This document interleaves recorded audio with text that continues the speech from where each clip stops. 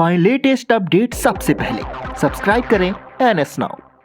नमस्कार, NS now देख रहे हैं आप। मीडिया रिपोर्ट्स के अनुसार उत्तर प्रदेश सरकार 8 लाख संविदा कर्मचारियों का मानदेय बढ़ाने की तैयारी कर रही है। मीडिया रिपोर्ट्स की माने तो जल्द ही योगी सरकार इसका ऐलान कर सकती है, जिसमें करीब 5 लाख आउटसोर्सिंग के कर्मचारियों का मानदेय बढ़ाया जाएगा और करीब 2.5 लाख संविदा कर्मचारियों का मानदेय बढ़ाया जाएगा। वहीं 3000 दैनिक वेतनभोगियों का मानदेय बढ़ाने की तैयारी योगी सरकार के द्वारा चल रही है। अब इसमें क्या उत्तर प्रदेश में कार्यरत आंगनबाड़ियों को भी जोड़ा गया है? क्या आंगनबाड़ी कार्यकर्ताओं को भी मानदेय वृद्धि का लाभ योगी सरकार द्वारा मिलना है? मीडिया रिपोर्ट्स की आखिर सच्चाई क्या है?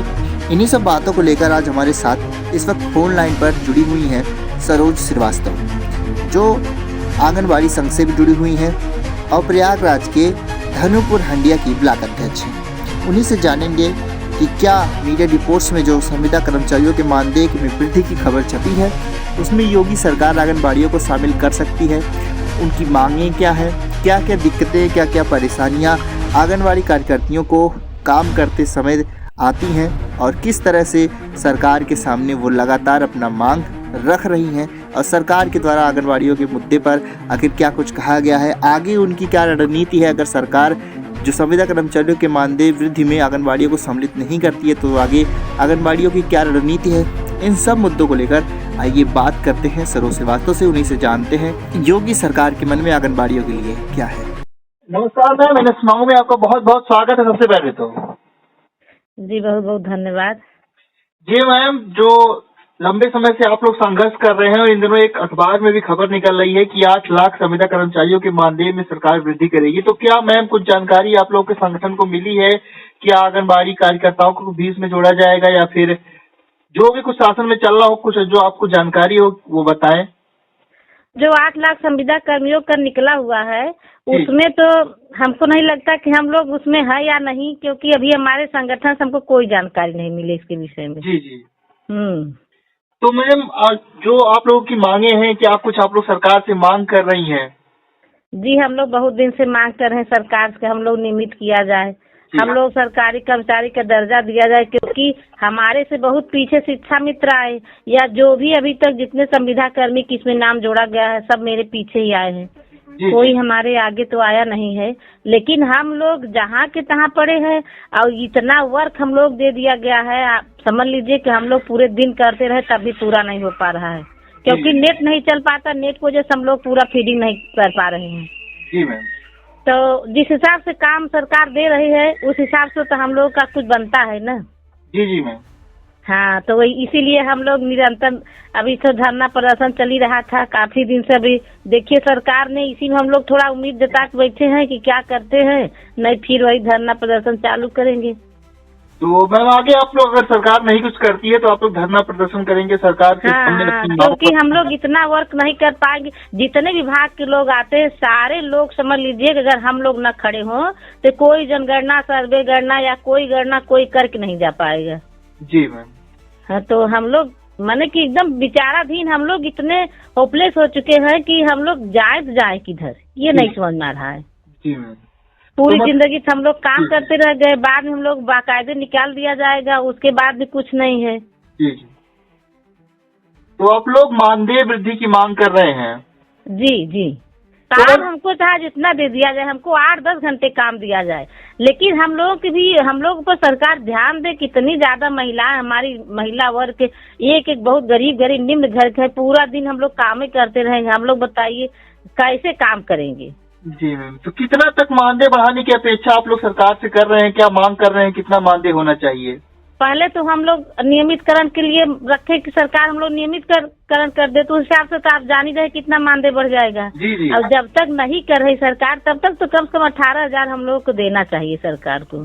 जी मैम। अभी कितना मिल रहा है आंगनबाड़ी कार्यकर्तियों को? अभी क्या मिल रहा है सर, अभी तो वही 4,500 और 1,500 करके राज्य केंद्र से आ रहा है। इसमें जो सरकार जो 1,500 जो बढ़ाई है ये PLI कर दी। PLI मतलब क्या है? कुछ नहीं है।